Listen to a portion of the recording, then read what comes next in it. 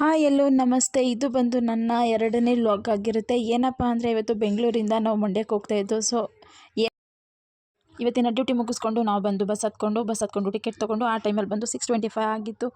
ಹಾಗೆ ರ್ಯಾಂಡಮಾಗಿ time pass ಮಾಡಿಕೊಂಡು ನಾನು ನಮ್ಮ ಯಜಮಾನ್ರು ಬಂದು ಸೆಲ್ಫಿ ತೊಗೊಂಡು ಸೂರ್ಯ ಆಲ್ರೆಡಿ ಎಲ್ರಿಗೂ ಟಾಟಾ ಬೈ ಬೈ ಹೇಳೋ ಟೈಮ್ ಆಗಿತ್ತು. ಹಾಗಾಗಿ ಹಾಗೆ ನಿದ್ದೆ ಮಾಡಿಕೊಂಡು ಫೈನಲಿ ನಾವು ಬಂದು ರೀಚ್ ಆಗಿದ್ದು ಮಂಡ್ಯಕ್ಕೆ.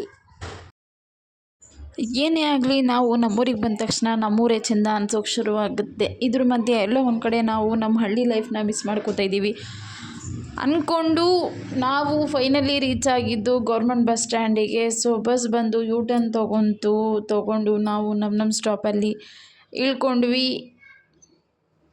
ಅದಾದಮೇಲೆ ನಾನು ನಮ್ಮೂರ ಕಡೆ ಹೊರಡುವಂಥ ಬಸ್ ಸ್ಟಾಪಿಗೆ ಹೊರಟೆ. ಸೊ ಅಲ್ಲಿ ತುಂಬ ಜನ ವೆಯ್ಟ್ ಮಾಡ್ತಿದ್ದರಿಂದ ಕಾರಣ ಟೈಮಿಂಗ್ಸ್ ಚೆಕ್ ಮಾಡಿದೆ. ಟೈಮ್ ಬಂದು 8:30ಗೆ ಬಸ್ ಇದೆ ಅಂತ ಹೇಳಿದ್ರು. ಸೊ ಹಾಗಾಗಿ ನಾನು ಹೊರಟಿದ್ದು ಹೋಟ್ಲು ಕಡೆಗೆ. ಸೊ ತುಂಬ ಹೊಟ್ಟೆ ಸಿಕ್ತಿದ್ದ ಕಾರಣ ನಾನು ಹೋಗಿ ಹೋಟ್ಲಿಗೆ ಮಸಾಲೆ ದೋಸೆ ಆರ್ಡ್ರ್ ಮಾಡಿದೆ. ಸೊ ಆರ್ಡ್ರ್ ಕೊಟ್ಬಿಟ್ಟು ಕೈ ತೊಳ್ಕೊಂಡು ಬರೋದ್ರೊಳಗೆ ಆರ್ಡ್ರ್ ರೆಡಿ ಇತ್ತು.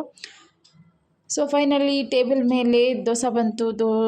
ದೋಸೆ ತಿಂದ್ಕೊಂಡು ನಾನು ಟೈಮ್ ಚೆಕ್ ಮಾಡಿದಾಗ 7:55 ಆಗಿತ್ತು. ಇನ್ನೂ ಟೈಮ್ ಇದೆ ಅಂದ್ಕೊಂಡು ಒಂದು ಲೋಟ ಕಾಫಿ ಕುಡ್ಕೊಂಡು ಮತ್ತೆ ನಾವು ಹೊರಟಿದ್ದು ಬಸ್ ಸ್ಟಾಪಿಗೆ. ಸೊ ಇನ್ನೂ ತುಂಬ ಜನ ವೆಯ್ಟ್ ಮಾಡ್ತಿದ್ರು, ಹಾಗಾಗಿ ನನಗೆ ಬೋರ್ ಹೊಡಿತಿತ್ತು. ಹಾಗೆ ಐಸ್ ಕ್ರೀಮ್ ತಿಂದ್ಕೊಂಡು ವೆಯ್ಟ್ ಮಾಡಿದ್ಮೇಲೆ ಫೈನಲಿ ನಮ್ಮೂರಿಗೆ ಬಸ್ ಬಂತು.